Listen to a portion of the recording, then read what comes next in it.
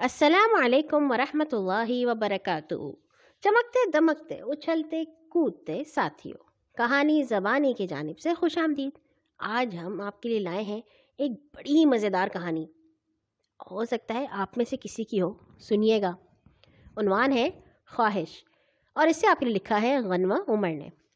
ہادیہ بیٹا اٹھو، شاباش، اور جلدی سے کھانے کے لیے آ جاؤ، سب آپ کا انتظار کر رہے ہیں، امی نے شفقت سے اس کو اٹھاتے ہوئے کہا۔ نہیں کھانا میں نے، جب تک آپ میری بات نہیں مانیں گی تب تک میں نہیں کھاؤں گی، اس نے بدتمیزی سے جواب دیا۔ ٹھیک ہے، نہ کھاؤ، امی غصے سے کہتے ہوئے باہر چلی گئیں۔ ہادیہ رونے لگی، اس کی چھوٹی سی خواہش بھی امی پوری نہیں کر سکتی۔ وہ کل کا واقعہ یاد کرنے لگی۔ امی جان، میں فاطمہ کے گھر کھیلنے کے لیے چلی جاؤں؟ اسکول بند ہونے کی وجہ سے کب سے ہم نہیں ملے، ہادیہ نے امی سے پوچھا۔ جی بیٹا جاؤ، لیکن جلدی واپس آ جانا، انہوں نے جواب دیا۔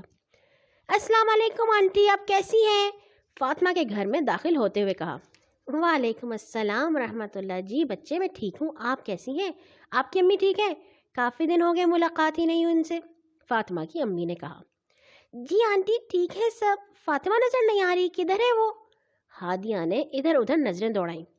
بیٹا وہ اپنے کمرے میں ہے، انہوں نے جواب دیا۔ ہادیہ فاطمہ کے کمرے میں داخل ہوئی تو اس کی نظریں جھکائے ہوئے کسی چیز میں مصروف دیکھا۔ جب اس کے پاس گئی تو وہ موبائل پر گیم کھیل رہی تھی۔ واہ ہادیہ، تم کب آئی؟ آ جاؤ بیٹھو، فاطمہ نے اسے اپنے پاس بٹھایا۔ میں ابھی ہی آئی ہوں، تم سناؤ کیا کرتی ہو پورا دن؟ میں تو بہت بور ہوتی ہوں، اسکول بھی نہیں کھل رہے نا، ہادیہ نے منہ بسورتے ہوئے کہا۔ میں تو بالکل بور نہیں ہوتی، تمہیں پتہ ہے نا کہ میرے بہت اچھے نمبر آئے تھے، میں نے بہت ضد کر کے بابا سے کہا مجھے موبائل لے کر دیں تو انہوں نے لے دیا، میں اسی میں مصروف رہتی ہوں تو وقت گزرنے کا پتہ ہی نہیں چلتا، فاطمہ نے کہا۔ واہ یہ تو بہت مزے کی بات ہے، میں بھی اپنی امی سے موبائل فون مانگوں گی، ہادیہ نے چہکتے ہوئے کہا۔ ہادیہ شام تک فاطمہ کے ساتھ موبائل پر گیمز کھیلتی رہی اور اس کو وقت کا پتہ ہی نہیں چلا۔ پیاری امی جان کیا کر رہی ہیں؟ ہادیہ نے باورچی خانے مصروف اپنی امی کو دیکھتے ہوئے پوچھا۔ کھانا بنا رہی ہوں بیٹا، بولو کوئی کام ہے آپ کو؟ امی نے پیار سے جواب دیا۔ وہ امی آپ کو پتہ ہے میں آپ سے کچھ آپ مجھے کوئی تحفہ دیں گی؟ ہاں کیوں نہیں، میں ضرور تحفہ دوں گی اپنی گڑیا کو، آپ کو کیا چاہیے؟ امی مجھے موبائل لے دینا، اسکول بھی کرونا کی وجہ سے بند ہے، ایسے ہی بور ہوتی رہتی ہوں، موبائل سے وقت اچھا گزر جائے گا، اس نے معصومیت سے کہا۔ کیا؟ امی کو حیرت کا شدید جھٹکا لگا۔ جی امی تو کیا ہوا، فاطمہ کے پاس بھی ہے، اس کے ابو نے اس کو لے کر دیا ہے، پلیز آپ مجھے بھی لے دینا، اس نے کہا۔ دیکھو بیٹا آپ ابھی بہت چھوٹی ہو، آپ کو بالکل موبائل کی ضرورت نہیں ہے، جب ضرورت ہوگی میں خود لے دوں گی، لیکن ابھی تو آپ کی عمر موبائل استعمال کرنے کی نہیں ہے، امی نے نرمی سے اس کے چہرے پر ہاتھ پھیرتے ہوئے سمجھایا۔ نہیں نہیں بس مجھے نہیں پتا، میں نے لینا ہے تو لینا ہے، جو مرضی ہو جائے، وہ پیر پٹکتے باورچی خانے سے نکل گئی۔ ہادیہ کے 2 بھائی اور 1 بہن تھی، ان کے ابو سرکاری ملازم تھے، دادا ابو ان کے ساتھ رہتے تھے، امی کے ساتھ ساتھ دادا ابو نے بھی بچوں کی تربیت میں کوئی کمی نہیں چھوڑی تھی، ان کا معمول تھا کہ وہ عصر کے بعد بچوں کی تربیت کے لیے کوئی نہ کوئی کہانی سناتے تھے۔ السلام علیکم دادا ابو، ہم اندر آ جائیں؟ معمول کے مطابق سب بچے کہانی سننے آ گئے تھے۔ وعلیکم السلام رحمۃ اللہ، جی پیارے بچوں اندر آ جاؤ، انہوں نے شفقت سے جواب دیا۔ آج ہمیں کون سی کہانی سنائیں گے؟ ہادیہ نے پوچھا۔ بیٹا آج ہم کہانی نہیں سنیں گے، آج ہم قرآن پاک کی ایک آیت کا مطلب سیکھیں گے، تیار ہیں؟ جی دادا ابو۔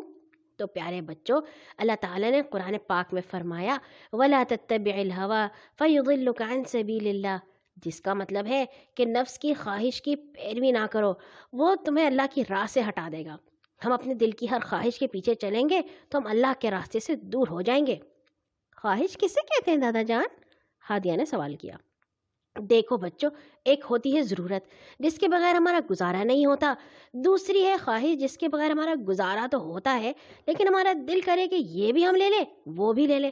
مثلاً آپ کھانا کھاتے ہیں، یہ آپ کی ضرورت ہے، لیکن کھانا کھا کر آپ کہیں ہم نے پیزا برگر بھی کھانا ہے تو یہ خواہش ہوگی، یا آپ کے پاس کوئی چیز دیکھیں کسی کے پاس اور کہیں ہم نے بھی ایسے ہی لینی ہے جب کہ آپ کو اس کی ضرورت بھی نہ ہو تو یہ خواہش ہے۔